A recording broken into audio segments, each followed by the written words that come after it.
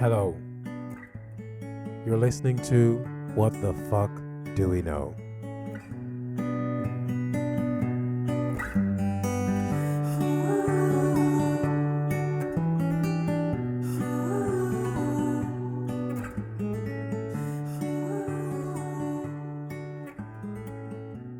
What the fuck do we know is something that we came up with when we were just talking to each other.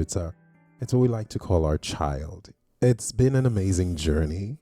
When we sat next to each other and said, let's do this together, we didn't know, and I'm holding your hand now, we didn't know how much we're going to learn from each other and how close we're going to get. Podcast therapy session. We didn't know how close we're going to get doing this, but I have to say, I've been so blessed, and I feel so lucky to have gone on this journey with you.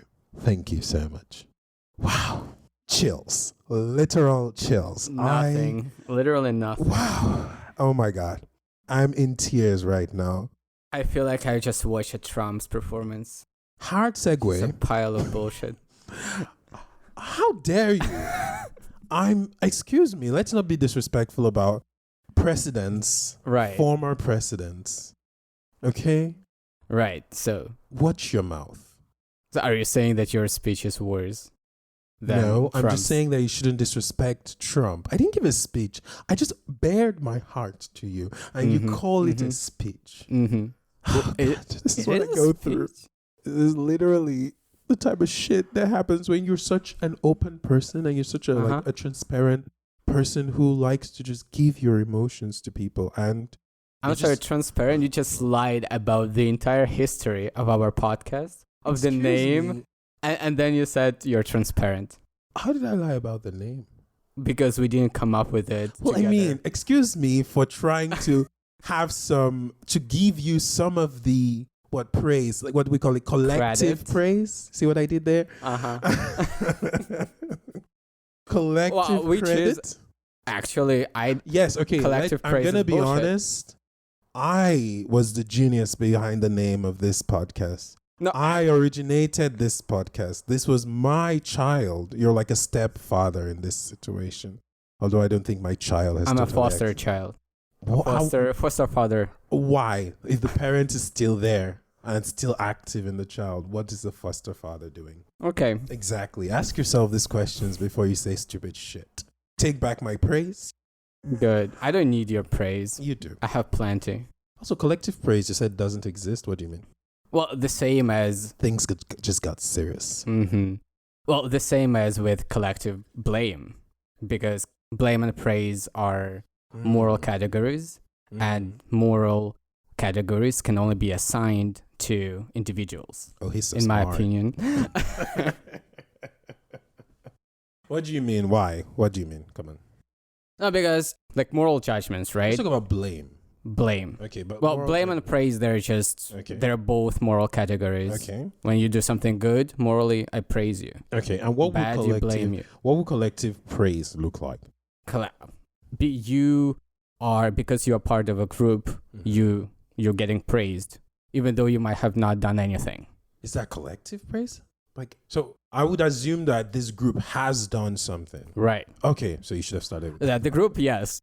Well, at least people think that they... Can you the give me a relevant example? I don't know, at work, for instance. You are a part of the department. A department achieves something. You're getting praised by association to that department. Okay, but maybe you didn't do anything. But you being part of the department, do you have like a general duty in that department?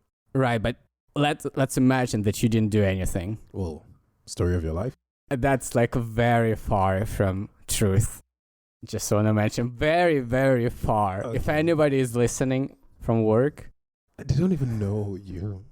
That's why they don't know me, because people shouldn't know, especially from my work, anything. All right, and the same with collective blame. So if you're just part of a group, you're not to blame for the group's actions. Right, and the same with collective guilt. I'm not sure that people do that, though. Well, they do it with blame. I don't think so, also. Collective blame...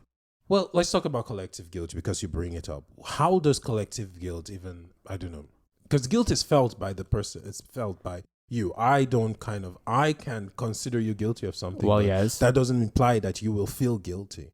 So how do we see that there's such a thing as collective guilt if it's supposed to be not the beholder but the bearer of the guilt that feels guilt? No, that is one side. Okay. And that is, of course, you can't feel guilty. Although I think you can potentially feel guilty for the group. Can you do that? Well, I think, yeah, that's what I talked about. White Probably guilt. yes. But you can. What do you mean? Sorry, hold on. well, whether one can feel guilty for the entire group. For actions of their entire. Yes. I don't know. That's for assessed. I guess that's white guilt. But when I talk about collective guilt, I meant it from the perspective of other people thinking that you are guilty by association to the group. So, and then like for me, it's very similar to blame and praise. All of those are moral categories. Okay. So let's come down to collective responsibility, right? Which is where we are. Did you just yawn? No. What? It hurts. What hurts? Turning. I haven't done any sports for several weeks. So maybe you should start doing something about that. No, I'm good. Okay. I'm too young for sports. You are an old person. You have gray hair. I am mature. Tell yourself whatever you want to tell yourself. You're old. Also, my father got gray quite early, so it's genes. Okay. Collective responsibility. We currently live, at least that's one thing that our listeners know about us, is that we live in Ukraine because we mentioned it a lot. And there was a war in Ukraine by the fucking pigs. Started by Russia. And of course, this has, created the conversation of responsibility. Who is responsibility for what? I could kill myself right now. Because what? Who is responsible for what's happening in Ukraine? Happy that I can make you laugh. Took you long enough. And so there is I don't want to say anything that will make one side like the bad side, but there is a response that's like, okay, there's someone who started the war. What's happening? Are you going through menopause? What's this? What does that mean? Why are you hot? Going through it's a heated discussion. Okay, we haven't even started anything. I think I'm gonna undress, but keep talking. Undress? You're just gonna take off your sweater. You're not gonna undress. You don't know where I'll stop. Jesus. But like Christ. my t-shirt is so bad. But I don't want to see it. You're used to it, so. No, I don't want to see an ugly t-shirt. Okay, anyway, so we live in a country with war right now, and I just have to go on talking because this idiot is doing stupid shit here. And who started the war? Who is responsible for the war? I guess those are two different questions, but who is responsible for the war is a thing that is often talked about. And there are a lot of people who go as far as blaming the entire country, the entire country, Russia, as everyone there has a hand in causing whatever, not directly, of course, but also indirectly leading up to the full invasion. And then with the continuation of the full invasion, people working there, paying taxes, etc., are also sponsoring the continuation of this invasion, right? Okay. Yeah, there is that conversation. A common argument. Well, yes, that's a common argument. And then there's some people also who don't think that responsibility spreads that far. So what I like to do, and I think everyone should do that. Everyone should do exactly what I do all the time. So I think it's useful to separate responsibility from guilt, because in your question you mentioned both moral responsibility and then morally blame, and like blame for me. So for me, guilt, as I said, it can only be individual. And I think one of the arguments is that, okay, another thing I think we should discuss in the future is, does it even exist when it comes to free will, if you don't believe in free will? I think we should discuss it later. We did talk about it a bit when we did our free will episode. But as of now, let's imagine we do believe in free will. I think free will. Imagine? Well, I suppose that we do believe in free will. I've changed my mind since the last episode. Okay. I'm kidding. So I think free will is a necessary condition in order for guilt, for assigning any moral judgment. And free will, people have free will only at the level of individuals, not groups. Okay, let's stop there for a second. If free will is the prerequisite for assigning any kind of moral judgment, we cannot assign moral judgment. If you don't believe in free will. Yes. Yeah. Well, both of us don't believe in free will. Well, let's discuss it later. Okay. That's a different kind of worms. So then you separate guilt, collective guilt, and then responsibility. Because guilt for me is like you deserve something, you deserve blame, you deserve praise. With responsibility, for me, it's just you're held accountable for something, and then maybe you bear some consequences, and that's it. So you can hold someone morally responsible without holding them guilty. So I think I have a disagreement here with you, and it's a typical disagreement we have because it's semantic. Okay. Maybe. When you say guilt, when you talk about guilt, I just don't think that guilt is bestowed. Well, I know we do say that you are guilty, but for me, like the feeling of guilt that what a person can feel is not bestowable, because I can call you guilty doesn't mean that you feel guilt. So what you're saying is the proclamation of guilt, yes, right? Exactly. Okay. That's why I wanted to check in. Okay. Right. So about collective responsibility and collective guilt. So holding people accountable or saying people have some kind of accountability in this thing. Are you then more permissive in how far that spreads? If you think about the war in Ukraine. No, collective responsibility, I think it's fine. But first, it should be proportionate to the power that people have and to their deeds. Okay. No, wait. If we talk about... I'll take that back. Okay. Live Okay. I'll give you another condition. I think collective responsibility can be applied only from the perspective from the consequentialist perspective, only when it's necessary for something. For example, reparations. Like all Russians, Ukraine, I think, should ask for reparation. That should be a part of the negotiations. Sure. And I don't have any problem Russians who have never supported the war, have always been against the war, paying up for those reparations, because they hold bear political collective responsibility for their country. Well, we were going to talk about... No, I think it was an important point that you did bring up about how much impact these people have in the political decisions made in their country. I know you can go as far and say, whatever the political situation is in your country, you have in some way, like with your laissez-faire attitude, have allowed this climate to like progress and grow in your country. So there is some responsibility, but we still do have to consider that I think we should consider, if we think of Russia, we think of China, the people do have limited ability to change anything in their country. If you think of China, they don't protest. They can't protest. It's illegal to protest. There is a sacrifice that a person would be making if they went to protest, which would probably go nowhere because the protest would be shut down before it could grow. And Russia is becoming that as well. And so if we consider now, as these people have limited ability to change anything, are we still holding them accountable for what has not been changed? Because what is the demand that we have of them in order to then say... I don't have a demand. They will just... When I say we, I don't mean you. Well, I can answer for myself. I don't think they're guilty, but it's just how things work. You have an entity, your government. You are responsible for it. Yes, you might not directly be able to change it at the moment, but you could have done it previously. And just generally, that's why I separate between guilt and responsibility, because we can be friends, like best friends. I could even lend you money to pay to your government to pay to my country retributions, but I will still argue that your country should pay and you as a taxpayer should pay for it.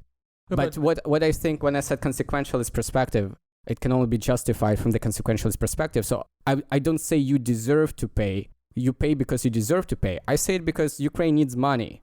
That's why you should pay, because it helps Ukraine. So there is a reason, a very practical reason, pragmatic reason why. But with that reason, anybody can pay. It doesn't have to be the people in Russia. It doesn't. No, but you should pay because Russia, your country, was the reason that the separations are necessary. Because if you're just saying you should pay because Ukraine needs money, then anybody can. No. Yes, but I mean, I want to contrast to just saying that you deserve, because you did it, you somehow morally you deserve to pay for your deeds. But because you don't want to say deserve doesn't mean that it still doesn't end up being deserved, because you're in Russia and Russia is a person that caused this destruction and caused the need for this Russia as a reparation. country, but not the person, any specific person individually. Russia as a country caused this reparation. Well, I would say Putin, but caused this damage that requires this reparation. So yes, somebody needs to pay, and as a part of that country, yes, you should. Yeah, okay, I'm fine with it. Yeah, so I don't think like I think if you don't want to use the word deserve, but it's still there. I mean, personally, I have the thought that yes, your dormant nature in your government can permit something happening. I think like if you see a problem, you should want to fix it if you want it to change. But nevertheless, the requirements or the actions needed to make change in a lot of times require sacrifice sometimes. And I am not a person who will ask someone to make a sacrifice that I know that I wouldn't make. That's why I have like I have a more forgivable nature when it comes to responsibility and holding people accountable, because I consider what it would take for these people to actually do anything that would cause something different. With Russia, I do agree that as a collective, maybe they were not as politically active as they should be, but there was a reason not to be. There was a fear. There was actually, foreshadowing of what could happen to them if they became like active. And some people paid the price for it. Some people went to prison. Some people are dead for deciding to do it. So people were afraid. That's why in that condition, in that climate, personally, I can go, okay, I don't hold you accountable for it, except you refuse to, accept the reality of like Russia. And what do you mean by accountable? I don't think that they are responsible for the war. It's like, I don't send them any guilt. I don't consider them responsible in any way. I don't think, if you don't support it, if you are someone who supports it, we're not talking about those people. Okay. We're talking about people who, like, I think you should try as much as possible to not be a part of this. Are you fine with political collective responsibility, like reparations, for instance? Yeah, I'm fine with reparations, yeah. No, I think we are on the same page, because I think when it comes to now individual moral guilt, I think everyone has it, but to a different extent. And some people don't. On the opposite, there should be in the positive numbers, but it is proportionate now. It is proportionate to the actions and to the power and resources that they have and had. If you are in the government and you actually are at the top, you have more responsibility than if you are just a teacher, even if you like participate in the election fraud. So, and then what my surprise was, honestly, I was quite surprised when the war started, and like some of my friends is like, I was very surprised that they didn't see any difference, that it was just like everybody. Yeah, it's like everybody, even like people who have went to prison, like, I don't know, an artist, for instance, gone, I know. So an artist, for instance, I have a friend. I don't know. I actually want to write him yesterday. Is it the one I'm thinking about? No, probably different. So we listened to the same Russian artist, and that Russian artist, he literally was against the war, like very public. He went on tour to raise money for Ukraine, and still, it's all the same. It's all part of the same system. And it's like, I really did not expect it to happen. It's not that I was disappointed. It's just like my model of how other people think is just broken that way. There is an irrationality there that happens. Because I do think like somebody going and saying, I'm not going to talk to this person who lives in Europe, who is actively against the war. I'm not going to talk to them because you're Russian and every single Russian is bad. I don't get that at all. I personally don't get that, because I think that if the tables were turned, people wouldn't want to feel that. So I don't understand how they make the conclusion. And I'm not even going to say like it. Why I say it's irrational, because I literally cannot make that conclusion in my head. I cannot think like the person who says every single person, because it's different to say, okay, you are still living in Russia. That's one thing. But I know people who like go into Europe and they don't speak to any Russian. They don't want to, if you're from Russia, they don't want to see you, they don't want to come in. They don't want Russians to exist on the streets of Europe. Every single one. I don't understand it. How you can think that everybody living in the country or everybody from that country is definitely of the same mindset.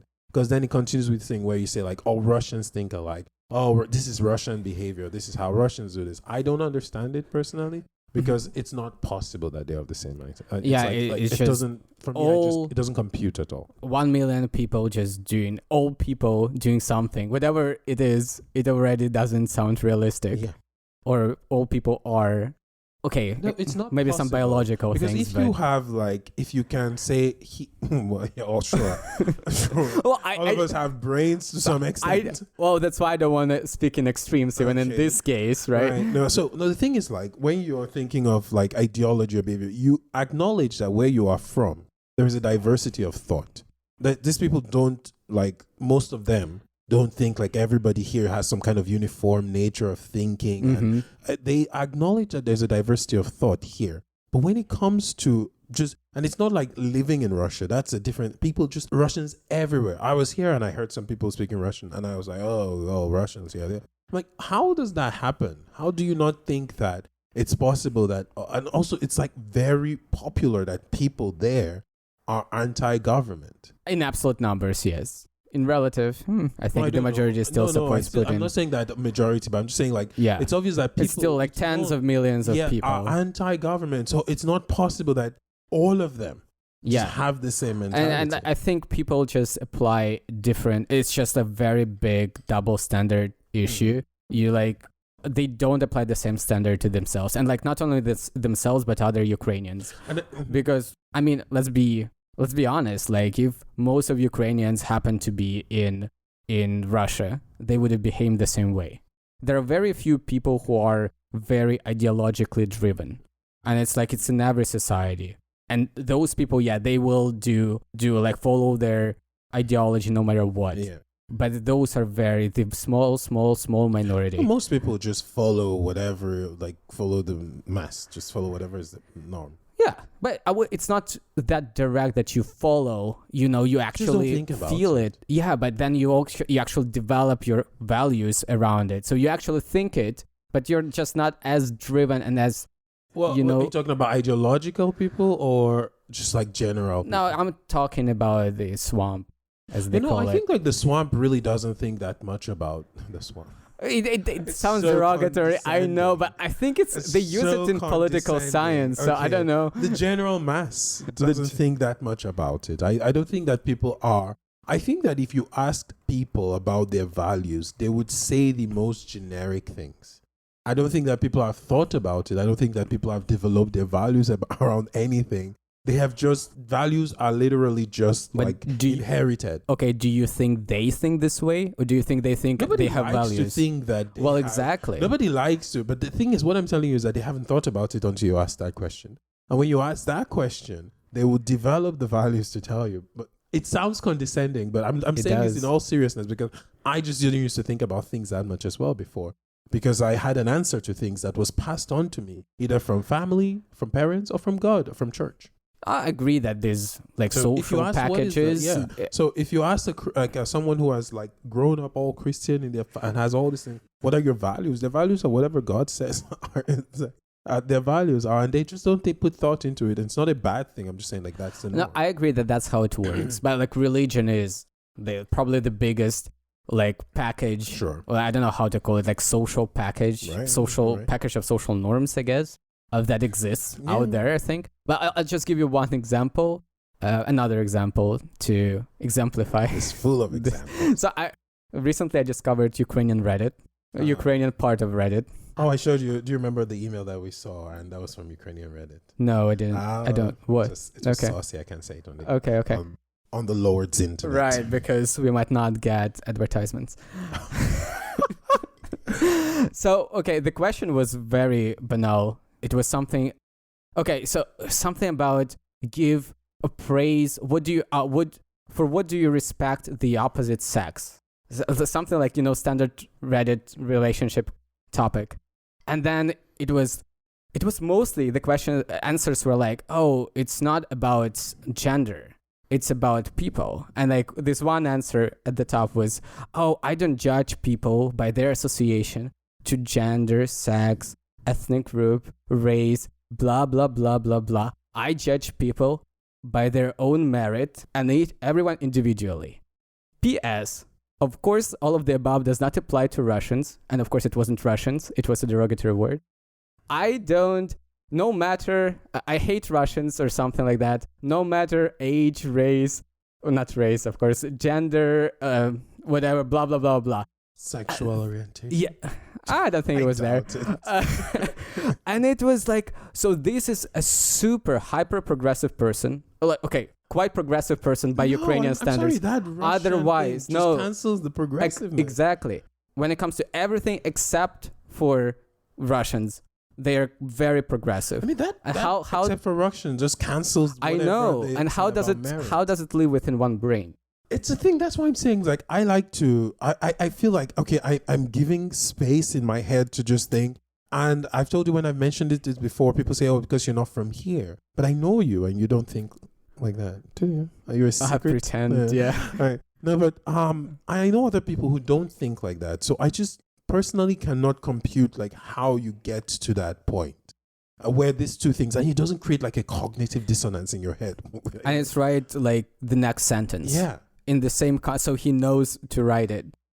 So it's and I've heard it, like, it's not the first time I've heard it. Mm-hmm. Heard it many times, and it's like, I understand when you have a very nationalistic person, like very conservative nationalist, and then they discriminate against many different groups. Here, like, literally everything is fine. Everything goes except Russians. Right.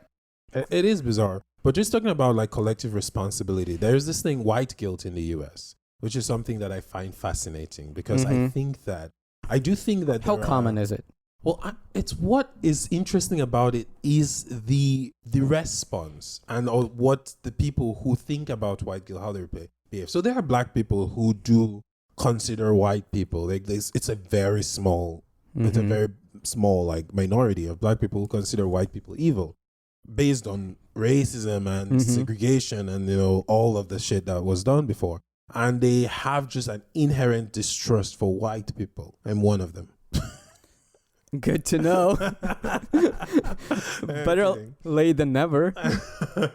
Sleep with one eye open. Anyway, so there are those people, right? And they will not, a white person cannot do anything good as far as they're concerned. There is no way they can pay for what they have done. And those people are a lot of people are champions of reparations, but these people are like strong activists, like reparation activists. And they believe like white people need to pay for things. And if you know like black power things and like black, oh my God, I forget his name, but this actually had influence in the Nigerian Civil War as well. I forget his name. He had this whole thing of forming a black country and stuff. Oh, I forget his name. Anyway, he lived during MLK age. Like he was friends with Malcolm X. He was friends with him, but that's not who I'm thinking about. Okay. Anyway, so there are these people who believe like in this black. So these people who believe that white people are the devil, they also kind of merge in this like really black supremacy kind of ideology of black people being a superior race. And there's that group of people, and it's problematic. Is it like black Nazism basically? In some way, yes. Okay. It is. And then there is like, well, there's like this minority, and then there's also this minority of white people who, the people who go, I'm sorry for my. I've seen those videos. And I'm like, what the fuck is this? I feel guilty as a white person. Apologize, for being like white. Before you record any video or say anything, as it's a white person, 30-second intro. And I'm like, so the thing is that there is what I think that when people talk to white people about in the US, they talk about systemic racism. I think a lot of people, they're these two extremes. There are these black people who go too far and go like white people are the devil and whatever. But I think that there is a common sense thing of saying like, recognize what was done by your ancestors that led to a system that you exist in, and you probably benefit from people that were before you. Doesn't mean that you are responsible for their actions because you were not there, but you have to recognize how their actions impact the modern day society and then work to try to dismantle that system. Okay. And I believe that a lot of black people do believe like you are in there. You can do the work to dismantle that system. Doesn't mean that you are responsible for it. It just means like you are able to change it. But then there are just the people that take it and run with it and do whatever they want to do. And white people who think, oh my God, I have to apologize for my ancestors and forgive my father for owning a slave or whatever. grandfather, I guess would be more correct to say. Grand No, grandfather. It's not that long ago. What? Some people owned slaves in the beginning of the last century. I found out. Really? Yeah. That was illegal. Yeah, but they did. Okay. Anyway, so like, how can you legally own something that? No, they didn't legally own slaves. Okay. They just owned slaves. They didn't let them go. That's all. Okay. Right. Anyway, so like, I think like people talking about white people and talking about systemic racism is like, there is a system that was built to favor you. You have to recognize that system was built to favor you. Now, if you want to make that system inclusive, you also have to do the work to open up that system to people. Doesn't mean that you are your father or grandfather or great grandfather who owned slaves, but you are able now to change that. But then there are the extremes. I agree with this, but would you say, is it okay? Let's say you are privileged. Is it okay to exercise your privileges? I think it's okay. How does one exercise a privilege? I have, transgenerational wealth. Mm-hmm. I use it to get into a good university, to live a good life. Right. And I don't feel guilty about it. I acknowledge I got lucky, but feel guilty about it. And that's another thing like to talk about. Because nobody expects you to feel guilty about it, but people expect you to acknowledge that that's what acknowledge. happened. I got it from my parents. Yeah. And then like I will not donate it to anyone. I will use it. I got lucky. And that's fine. Because if I could do it for my child, I would do it for my child. But that's the thing. It's like people are saying, okay, don't fucking pretend that this is all work from you. Maybe you did do some work for it, but there is another factor. There's the privilege that exists. And people are not saying it shouldn't be. But people are asking you also to try to make sure that for the next, 200 generations, this is not the only way to get into that position. Yeah, I agree with this. No disagreement. Wow. And reparations, I don't know. I guess reparations is because they promised them something and they didn't give them. Reparations. It's not just like pay for the crimes that you did. They actually promised to give them, I think, a piece of land and a mule or something. And they didn't give a lot of people. Some people got their reparations apparently, but not all people. So I don't have a strong opinion on this, but on the surface, it seems like it's if you have money to invest, it's better not to do reparations, but just invest in do you think that people, poor when communities, they say reparations, people are asking the government? There are some people who are asking the government to give them a check in their hands, but there are a lot of people who want reparations to be significant investment in the black community. It's not about just give me $20,000. It's about actually. I think it's better. Actually, actively, not doing things like, oh, we're going to but actively investing in the black communities. Because even if America is now multinational, there are segregated communities. There are still white communities and black communities and minority communities that suffer more than white communities. So actively invest there and not just pretend to do something. You can just invest in poor communities. And then you're suggesting that all poor communities are black communities? Sorry? You're suggesting that all poor communities are black communities? I'm not saying that, but most of them are. I say you're suggesting. But most of them are. Why don't you just then invest in the black communities? So you can, but are there that's the thing in that homogeneously black communities? There are. Yes. There are no white people at all. There are no white people. So what will you say that's okay, we invest in this school and then there are some white kids there, so they will get also some No one is benefits. stopping them from getting it. That's why invest in black communities, not just like... But that's the thing is that when they say do this for black people in the US because black people are behind, let's do this for black people, it's just very hard to sell. Because then everybody goes, what about me? What about me? What about me? And everybody's like, hey, it's not going to stop you though. But poor communities is easier to sell. So that's one argument. So what is different is like, why is it such a problem to just say, like, it's one thing. There is money. You can help poor communities. This is just another conversation I have. I'll say something by the side. But you can help poor communities. You can help black communities. A lot of people will benefit from this help. But when you just say we're going to do this for black people get upset. I'm not saying it's not easy. I think it's easier to sell for poor communities, but that's a problem. Jesus Christ. Just why is it so hard that, Hispanic people are getting this? Why? Why is such a problem? It doesn't, especially when it's not taking away from you.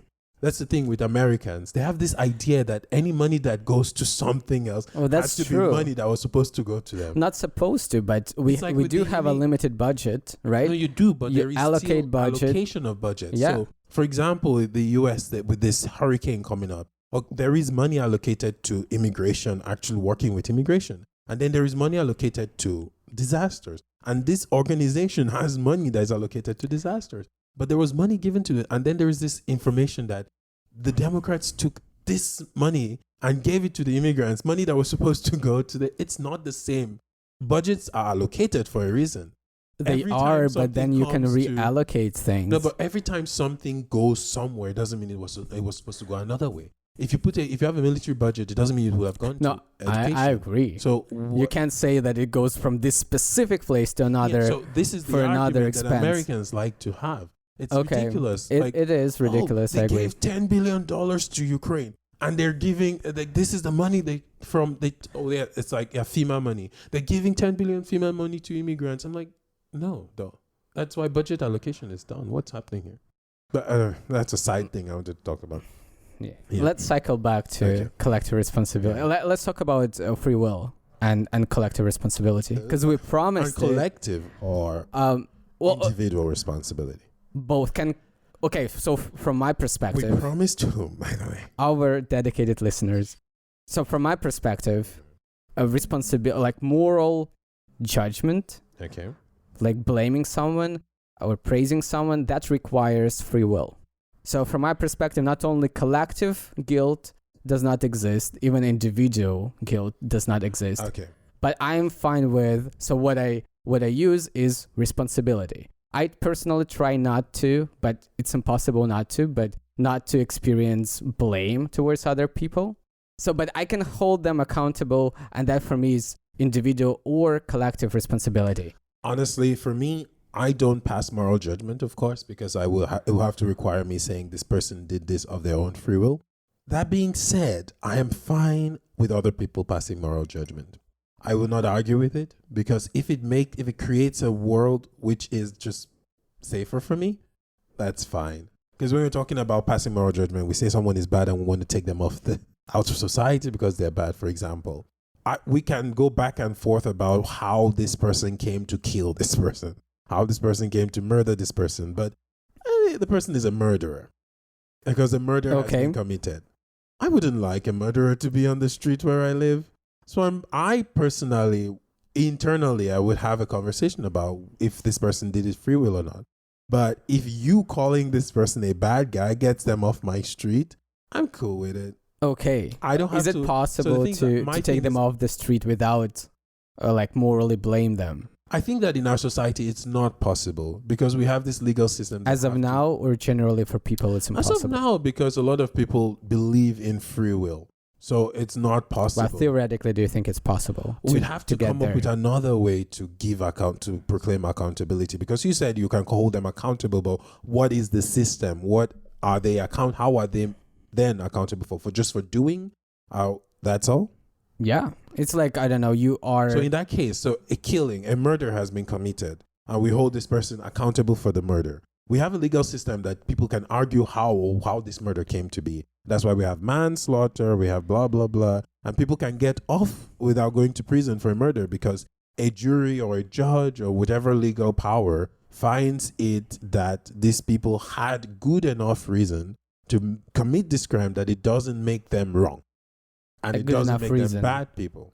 Yes, that's what happens. Like they were. And so my point being, like, how can we hold someone accountable if we don't have something? Oh, we can write laws. If you kill someone, you go to prison. We'll end up we already people have in them. prison who have reason for killing somebody. Yeah, everyone has a reason for everything. Like, for example, there is a popular case. I hope that she is free. There was a girl who killed her trafficker. Okay. And it was very popular in the US because she was sentenced and she was arrested and she was going to be sentenced for a long time. If someone is trafficking you, I just feel like, yeah, I killed the person. So I don't want that person, I don't want her to go to prison just for an action. But if we do hold people responsible just for the act without considering, as people do, the decision to commit the act, then we will not really live in a world that I would like to live in. So that's why I'm saying, even if I can consider it, because according to my thinking, even with free will or whatever, the girl is not responsible. I'm fine with her the other person going free. Not. Yeah, so So If you want to talk about sociopath, like there's a natural thing there as well. right. So we will not have anybody in prison. No way. And I walk on Okay. the street with a gun because somebody's going to kill me. And then I kill somebody and they throw me in prison for killing a person. Look, I mean, okay. I'll See? I'll give you an example. No, I don't actually. So, how's it called? I forgot in English. No, Is this your whole in Russian. example is based on Yes. this thing that you've forgotten? No, there is a disease, right? Okay. Someone gets sick. Okay. What do you, and it is a contagious disease. Yeah. You don't blame people. Well, sometimes you do, but you don't. Nah, the person's going out going like, Let's say they did all of the precautions, reasonable precautions, not Okay. to get sick. They still got sick. You need to isolate them in order for other people not to get sick. But you don't blame them. You just separate them. We are for so sociopaths, the same stuff. You don't blame them for being who they are. You just isolate them because there is no other way for you to make your society No, safe. but see, that works, and I'm not disagreeing that works in some cases. But then there are cases that if we start to only like judge or the action only, which would be for me the right way for the world to work. But in a case where we just judge the action, we're going to get in trouble because a lot of people do things that people will judge as bad, and if people don't consider motive, then a lot of people will be isolated from society. A lot of people will be thrown in prison just for actions without motive, without consideration of motive. And that's why I feel like it falls apart there. I'm fine with saying, okay, but also this is a sociopath. We're just going to isolate them as for being a sociopath without any actions. Well, the problem is that right now we can't identify a sociopath without even actions. If we could identify If we could, a sociopath, yes. do we just isolate the sociopath without for what could be? Well, if you know that There the is person just like- will get sick in one day, you will isolate them before they get sick. No, this is the thing. When we talk about things, this is one of our continuous arguments. Is that Okay. you think everything works on the same plane. They just don't. Isolating someone because they're sick, that's one thing. They're going to be sick. They're going to pass on the disease. Isolating someone because you think that they're going to kill someone is a totally different thing. If you can actually, right now it's problematic because if you can actually find like this film that they Exactly. will kill someone and you can know it certainly, then that's a different thing. But if you think that there's a chance they will kill someone, exactly, we just don't have that's- information. Yeah. No. So that's why we can't. If it's like there is a 20% chance, like for a normal person, the probability that they will murder someone is 0.1%. Let's say for this person it's 20%. Mine is 0. For this person it's 20% for a sociopath, or Can we 50%. get It's to not enough. 100%? Exactly, it's not enough to send What them is to going prison. to be enough? Nothing, and that's like we will probably never get there. 100% would be enough. 100%. That's Like, why- 99.9. I'm fine with that. That's why I'm fine with whatever. It's like, okay, this person did something. We can have an argument about why or how the person did it. Then we have that argument. And if people still pass judgment on the person's actions because they believe that the person decided to commit it, I'm good as long as it's not bothering me. Well, that's why we're different. Yeah, I mean, and that's what the world is. It's all about different people. It's diversity. That's the beauty of the Oh, earth. that's a good segue into our next episode. Really? Yeah. Okay. So it's been lovely. Right. Everything you said at the beginning is a lie. It's not. Because it's a lie to you doesn't mean that it's a lie to me. Do you ever think about my feelings? Mm-hmm. You're delusional. Bye.